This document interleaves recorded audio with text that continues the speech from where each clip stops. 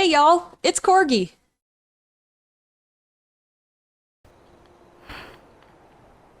Oof. I'm sitting here with a blanket. I'm like wrapped up in a blanket. Oh, that reminds me, there's like a side quest where I'm supposed to buy... Hey lady, that interview you did with Piper is really selling. Here's your free copy. Oh, cool. Oh, neat. Ah, then I do, but I thought I would have to ask her about it. No, she just gives it to me. Awesome! Sweet. Moving on. Okay, so Piper is back at the newspaper. Well, this Oh! What can I say, Piper? You, me, and hard luck all seem to run together like acid rain down an old sewer. including your client here in that analogy? Yes. So, you two are finally letting me in on this little case of yours. But Piper, it's not like that. Come on. We need help, Piper. This man named Kellogg kidnapped my baby. But that wasn't all. He was working with the Institute. He gave them Sean. The Institute. Oh boy. I've been investigating these creeps for over a year now. The Commonwealth's boogeyman. Feared and hated by everyone. True enough. Sometimes they snatch people in the middle of the night, and sometimes they leave old synths behind to remind us that they're out there, but to this day, there's one thing nobody really knows.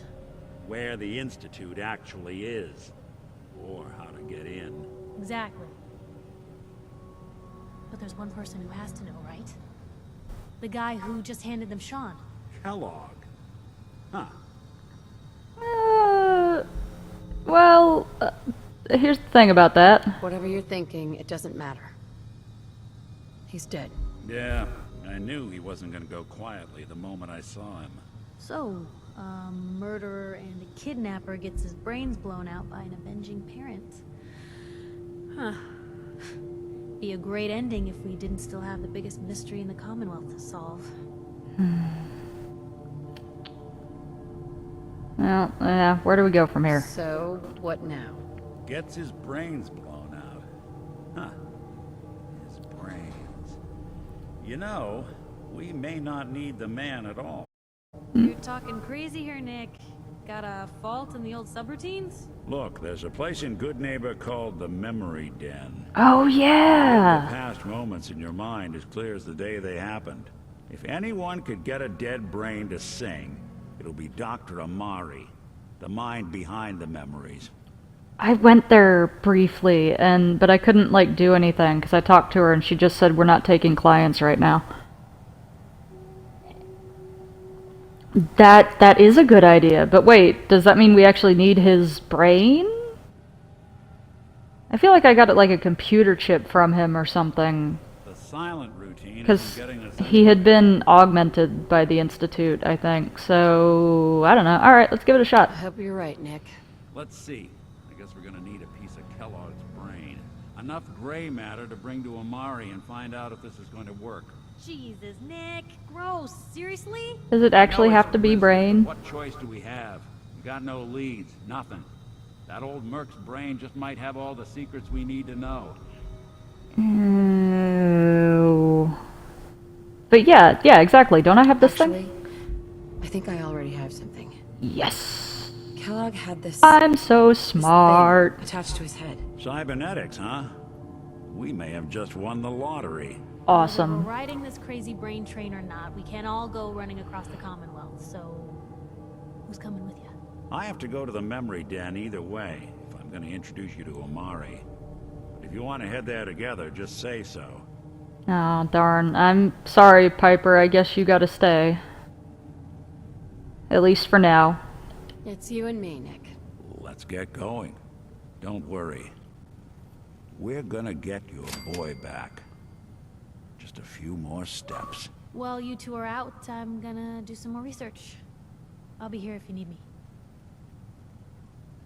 I feel like she's getting snarky with me. Like, she's upset that I'm not taking her places with me, but I'm not doing it on purpose, Piper. I need Nick to do certain things. It's hidden forever. At least, not if I have my say. Ah. Is this what having a girlfriend is like? People do crazy things when they're scared. This is terrible. Oh, okay. Oh, wow. Alright, I'm sorry guys, this could be really hard for me to read, but I'm gonna try. Whenever I take a walk through Diamond City, there are so many things people tell me to be grateful for. Purified water, working lights, electricity, security. True, what we have would have been unthinkable even a few decades ago, but it's easy to forget that even after all the progress we've made, we are still living in the shadow of the world that was. A world before the threat of radiation, before the super mutant and the feral ghoul and the synth. Wow, I have trouble saying that. So, as fortune often has it, I crossed paths with Furiosa. Yeah, that's me! I named my character that. Vault Dweller, a person who is experiencing the Commonwealth for the first time. What would her fresh set of eyes say about how far we've come? Is Diamond City the great green jewel we have always claimed it to be? Before we begin to answer that question, we have to know who Furiosa is, where she comes from. To my surprise, she did not have much to say about her life in the vault at all, because she spent all that time staring at a piece of frozen glass, every day, for over 2 centuries. That's right, Furiosa isn't just a vault dweller, she's an original vault dweller. She spent her entire time on the inside, cryogenically suspended. Da da da, to be continued. Part 2.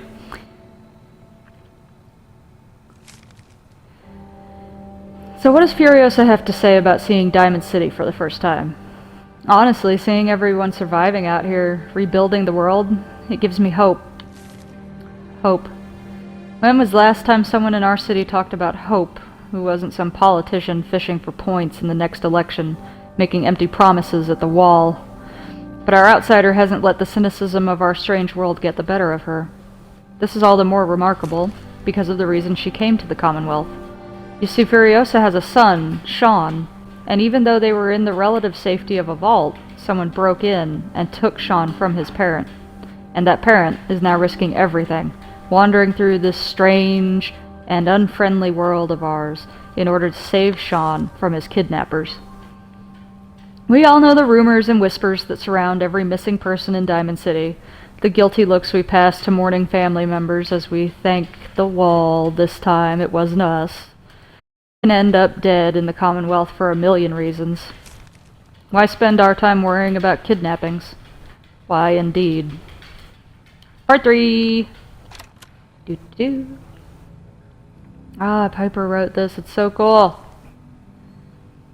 I wonder... I don't remember how all of her questions were when we were doing the interview, and I wonder if I had answered them differently, if this would have been written differently.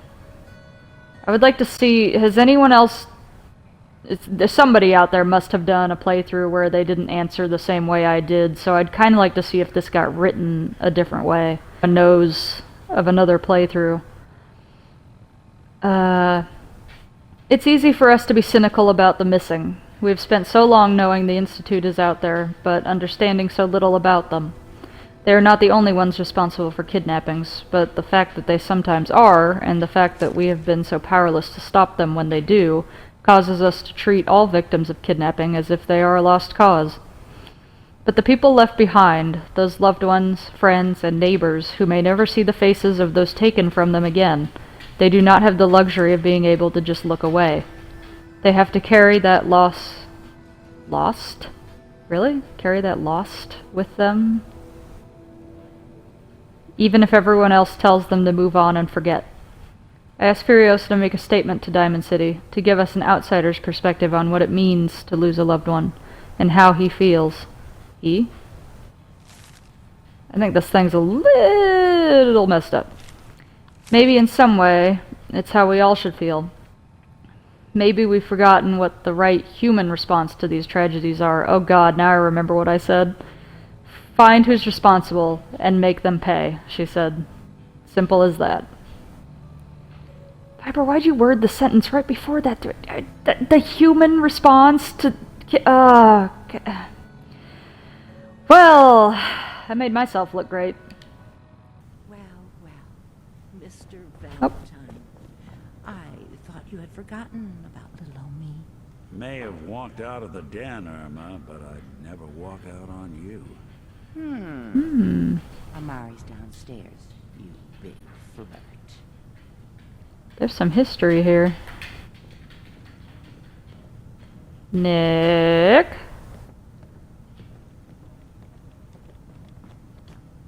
Here Hey. for Amari? She's downstairs. I can't talk to you at all? Hey, that's cool though, Irma. That's my grandma's name. Yeah, whatever. Alright, I'm gonna talk to her. What? You're the one who can extract memories from a brain, right? Normally, we only allow our clients to experience their own memories. Now, what's this all about? We need a Well- deep dig, Amari, but it's not gonna be easy. The perp, Kellogg, is already cold on the floor. Are you two mad? Putting aside the fact that you're asking me to defile a corpse, you don't realize that the memory simulators require intact, living brains to function. But do they? Please. Nick told me you're the only one who could make this work. This dead brain had inside knowledge of the Institute, Amari. The biggest scientific secret of the Commonwealth. You need this, and so do we. Fine. I'll take a look. But no guarantees. Do you have it with you? Here's what I could find. What's this? This isn't a brain. This is... Wait. That's the hippocampus. Those circuits look awfully familiar. I'm not surprised. From what I've seen, all Institute technology has a similar architecture. So the brain is still good, right? Possibly. There's no sign of decay, so the tech is probably preserving the tissue, injecting some kind of compound to keep it stable. But there's no way to access the memories inside without a compatible port. You're talking about me, right? I'm an old synth. If the Institute built me out of similar parts, we might have an in. There I don't think that's a good idea, Nick. I don't know where to even begin with listing the risks. Don't bother. I don't need to hear them. Plug me in, Doc. No, Nick. You really think this'll work, Nick? No idea. But we got a missing kid on the line. That's worth the risk. Whenever you're ready, Mr. Valentine. Just No, I don't want to do this. I don't want to hurt Nick. Mercenary, pull me out, okay? let's see here. Uh, I need you to keep talking to me, Mr. Valentine. Any slight change in your cognitive functions could be dire. Are you feeling any different? There's a lot of flashes. Static. I can't make sense of any of it, Doc. That's what I was afraid of. The mnemonic impressions are encoded. It appears the Institute has one last failsafe. There's a lock on the memories in the implant. How do you lock memories? The implant is encoding all the mnemonic activity in the hippocampus. Think of it like computer encryption. And we don't have the password. Let's see. A single mind wouldn't be able to crack it. But what if we use two? We load both you and Mr. Valentine into the memory loungers. Run your cognitive functions in parallel. He'll act as a host, while your consciousness drives through whatever memories we can find. I mean, Any idea of what I'm gonna see in there? I have no clue. But considering we only have a single piece of the medial temporal lobe and not the whole brain, I doubt it'll be cohesive. Nick and I are gonna share a mind. I'm not gonna see him in any compromising positions, am I? If a smart mouth was all it took to solve problems, we would have found your son by now. oh, don't give me that, Nick. You won't have to worry about that. The only memories you'll access are the ones in the implant. Okay, cool. All right, let's get started. Just sit down over there and keep your fingers crossed. Ooh, I don't like this. Other side. Yeah, I guess so. Ugh, this is creepy. I don't like this. This reminds me of something, but I can't place it. Oh, I can't move my head or anything. Initiating brainwave migration between the mnemonic activity coming from the transplant. It's degenerated, but it's there. We're going to load you into the strongest memories we can find. They might not be stable. Just hold on. Oh boy.